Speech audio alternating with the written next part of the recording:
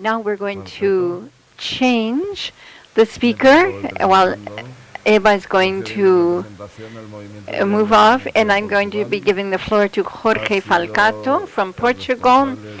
Jorge has been responsible for implementing the pilot project of independent living in Lisbon, which is being undertaken right now. In 2015, Jorge was elected to Parliament as an independent politician, and he spent his whole life as an activist, working for independent living, etc., and the rights of people with functional diversity. Ha tenido un percance que a muchos de nosotros nos ocurre a menudo. Well, he's had a problem that we are familiar with, and that is when his plane arrived from Lisbon yesterday, they forgot something, and they left his wheelchair in Lisbon. Therefore, he was lent a very, very old wheelchair, an antediluvian wheelchair from the City Hall of Manises, and his wheelchair... well, he came here today, and he was faster than his wheelchair once, and here he is with us. So we're happy for that. Good morning. Let me begin by expressing my thanks for having been invited to participate in this Congress. Just looking at the program, I've seen that I'm going to learn an awful lot. Since there's no interpretation from Portuguese, I'm going to be daring, and I'm going to make my speech in Spanish.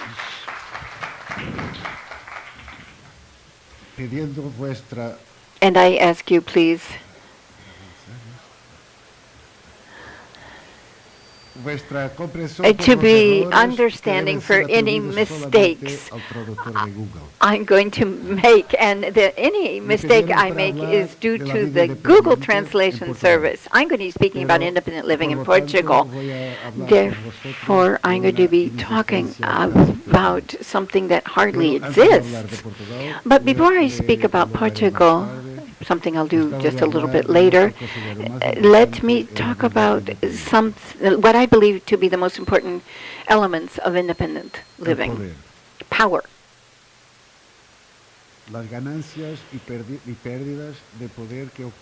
Now we look at gaining and losing power when it comes to implement policies for independent living. Changes in paradigm which have shown the shift of the model going from human rights to the compared to the medical and rehabilitation model. We need to have a model where we are not considered people who are ill, who are going to be rehabilitated eternally, people who are going to be parked in institutions where we don't want to be, considered second-class citizens who need technical help, and people who often cannot even choose what television channel they want to watch. Independent living implies adopting a social model that's based on human rights. This is a model where we know that our functional diversity then will be overcome. And we know that this is a social construct. And the exclusion that we are subject to now is not based on our differences, but because we have to live in cities that aren't built for us, or we have to, that we don't have the services that make it possible for us to open the door to the labor market, for example, or to enjoy our environments and to be able to receive the education we need to become employed. In other words, we don't have the necessary elements to make it possible for us to exercise power.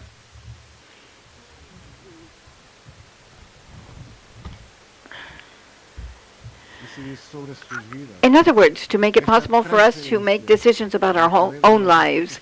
Now, this shift of the power from institutions and technical people to the people who use services will have its impact. The organizations which clearly defend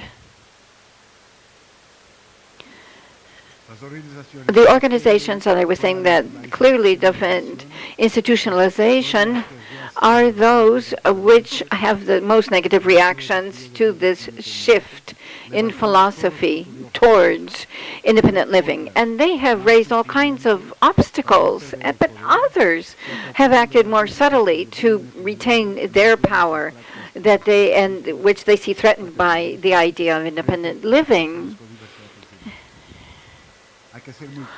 So we have to define our position very clearly, and we have to understand who support us in our endeavors. Now, independent living, it goes against the medical model and the institutionalization of people.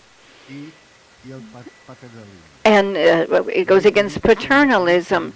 The implementation of policies that promote independent living then means that the people who have the power are the people with functional diversity will be those who are in control. And now, to be in control, people with functional diversity, just like any other citizen, must be able to decide where, how, and with whom to live. And it's the legal obligation of all states which have signed the Convention of the Rights of People with Disability. In Article 19 of that convention covers these things, because people with functional diversity must live independently and become members of the community. And the signing parties to the convention recognize the equal rights of everyone with disability, their right to live within the community in conditions that put them on equal footing with everybody else. And they must be able to enjoy all of their rights as well. And so if they cannot be fully included and can't participate fully in the community, then they won't be able to exercise their rights. They have to be able to make their own choices, just like everybody else. And they mustn't be relegated to any specific lifestyle. In general observation number 5 about the right to live independently, that's included in this convention, then we have a document that says that all people with political responsibilities must read this document and must understand what our country's obligations are, which are very clear here. And so here we have the enumeration of all of these obligations. The first one is the guarantee to guarantee that everybody can exercise their rights to live independently. And this requires states to provide the legislative and administrative and budgetary measures possible to promote independent living and to guarantee that everyone can live independently. Also, these observations say that the states need to eliminate all barriers that make it difficult for people to exercise their rights. This has to do with housing that is accessible to people with functional diversity and all manner of barriers that are making it difficult for people to have access, then have to be eliminated. And so the government, or the document, is very clear about institutionalization as well.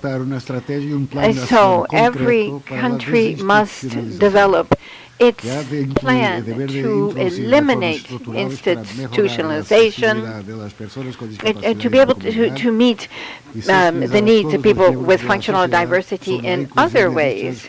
And so, and they need to promote the inclusion of those people within the community. This also requires a systemic transformation which excludes the closure of institutions, and I am repeating the closure of institutions, and the limitations of the institutionalization regulations as part of an integral strategy, along with the establishment of a series of services for personalized support, and this includes these individualized plans for the transition with budgets and terms, as well as inclusive support services. Consequently, what is needed is an interinstitutional approach that is coordinated to carry forth reforms, budget reforms, and changes of attitudes at all levels in sectors of the governments, and this also includes the local authorities. And so it is now time to refer to Portugal. Now in Portugal, what have we done? The concept of independent living until just a few years ago was known only by a minority of activists, although some initiatives have been promoted since 2000. For example, there was an international meeting for independence and accessibility. This is presented, and then in 2009 there was a seminary on independent living, and both of these initiatives were promoted by the city of Lisbon. These were initiatives which unfortunately never materialized into an active movement of people with functional diversity and with independent living. And so in 2012, there was a movement of the indignant functional diversity, people with functional diversity, and then this was another meeting, and this was in October 2012, and this was before the court. And this was a movement which the main approach of this action was the fight for independent living. In October and 2013, Eduardo Jorge, and with the support of these indignant people, went on a hunger strike in favor of independent living. The parliament, under pressure, decided to meet with the movement, and at that particular moment gave a commitment to begin in January 2014 the drafting of an independent living law by listening to the organizations which represented people with functional diversity. Nevertheless, in December, with the support of the town hall from Lisbon, they held a conference on independent living where they had we constituted the idea that came from Adolf Ratzka, and there were some meetings that year held with the government, and the process just became stagnant.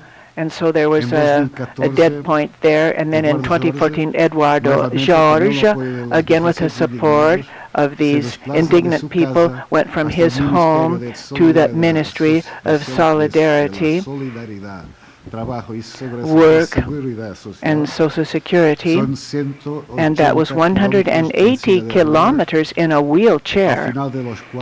And at the end, Eduardo gave an open letter to the Secretary of State where he demanded the realization of a pilot project for independent living at a national level. This was a letter which went unanswered. And after the meeting held in 2013, then in 2014, the work began by people. It was a pilot project for independent living, and this was held in Lisbon. It was funded by the Lisbon Town Hall, and so it went into force the following year. This was a pilot project with 5 people, managed exclusively by persons with functional diversity, and they wanted a center for their independent living, and it was funded, and there was support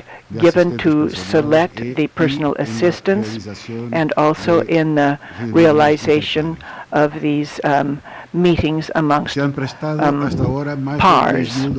And so they were allowed to have a certain number of hours for a personal assistant, and so these people had become independent from their families. The government had paralyzed the process of independent living, and Portugal changed its tune.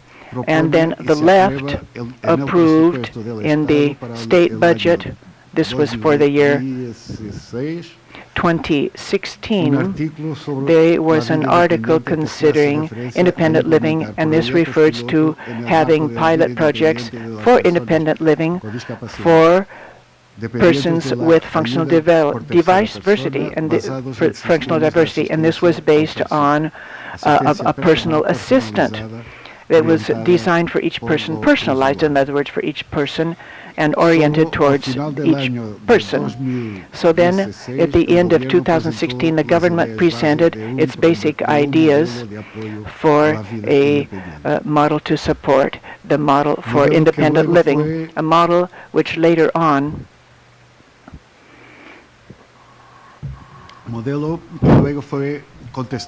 it was answered by the activists from the independent living activists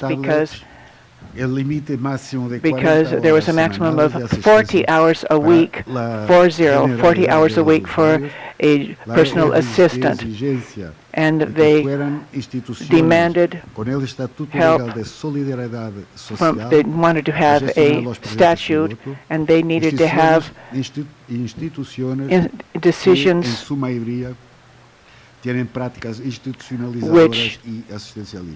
which the institutions needed to work together with the people precisely with functional diversity.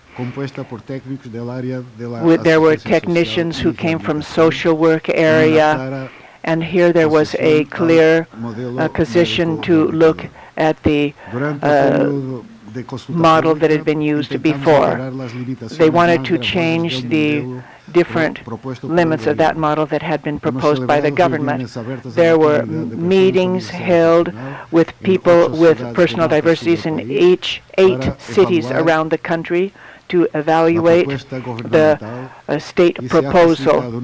And there has been a questionnaire online that 570 people answered.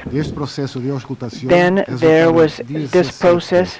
There were 17 recommendations that were sent to the government. The only important modifications that were achieved were the increase from 10 to 30% in the number of users, which could have 24 hours a day of assistance, reduction of the minimum age to have access to these pilot projects to 16 years of age, because it had been 18 before. Unfortunately, there was still an obligation that the management be done by Social Security institutions. So there will be institutions which will manage the residences and these organizations which work with these people to precisely, they will be the ones who will manage everything. This hindered these pilot projects by autonomous organizations of people with functional diversity. And for example, it was necessary to modify the legal statutes to be able to present candidates. Surprisingly, the regulation for the candidacy to manage these pilot projects stated a funding limit which made the compliance of the law unviable. The law foresees the possibility that these centers have up to 50 users, and 30% of them would have up to 24 hours a day of personal assistance. And the funding limit would be €1,400,000 for the 3-year period that the project lasted. And then there would be 15 users of a personal assistant, and 24 hours of personal assistant would be given to 30% of the users. And so for the remaining, there would be 2 hours per day of assistance. So we are aware of institutions which presented candidacy for 50 users. There was the average was under 2.5 hours per day. These support levels, in our opinion, are not compatible with a true personal assistance for whom really needs this. So these people will still depend upon friends or relatives. With this financial limit, the more dependent people will never be able to become independent, and so it means that we're still waiting for the results of the candidacies to manage these pilot projects, and we know that it will not correspond to the independent living model and personal assistance model that we defend. There will be no solution for which we have fought and for which we will continue to fight. There will be direct payments, and we want to choose and hire our personal assistant, and we have a right to a certain number of hours to be able to comply with the life project of the user or whatever that person's handicap might be. We have 3 years in front of us where there will be a development of different pilot projects. That will be a 3-year period where we will have to fight for a true law for our independent living. 3 years where often we'll go out to the street, as we did the 5th day of May, the European Day of Independent Living.